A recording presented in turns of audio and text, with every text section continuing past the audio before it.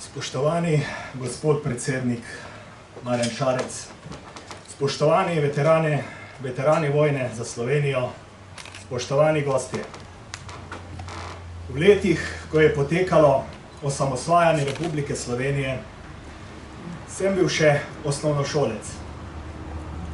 Spominjam se tega velikega praznovanja, začetka počitnic in tudi tega, da nas je sosed med otroško igro nagnal domov z besedami: vojna je.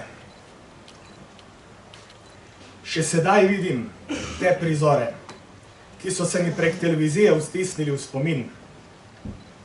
To so prizori tankov, zvoki siren, v glavi se mešajo ti slikoviti prizori preboja barikad, letalskih preletov in še zmeraj ob vsem tem občutim strah, da se kaj takega ne bi ponovilo.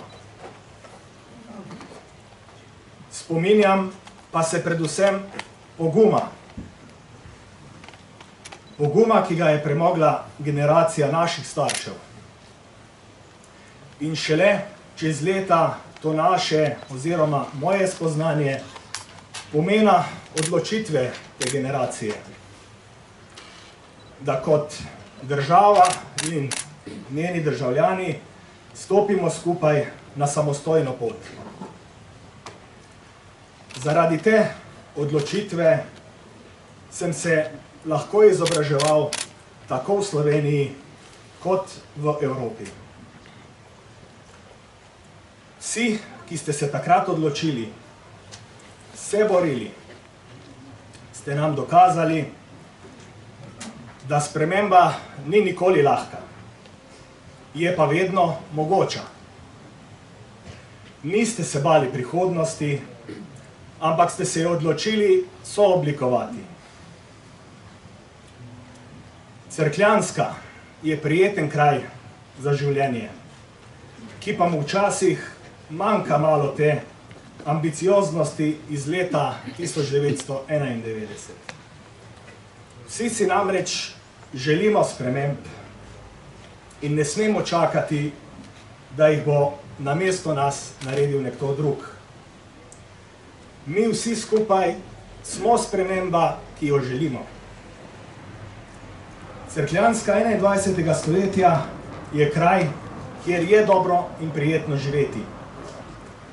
Je središče, kjer se je vedno mešala ta mladostna vihravost in modrost starejših. Mesto bogate kulturne dediščine, ki svojo razpršeno poselitvijo po hribovih ohranja to kulturno dediščino Alp. Inovativnost črpamo iz bogate inženirske preteklosti, ki jo je in jo vedno bolj pooseblja podjetje ETA, brez katere Cerkljanska danes ne bi bila to, kar je.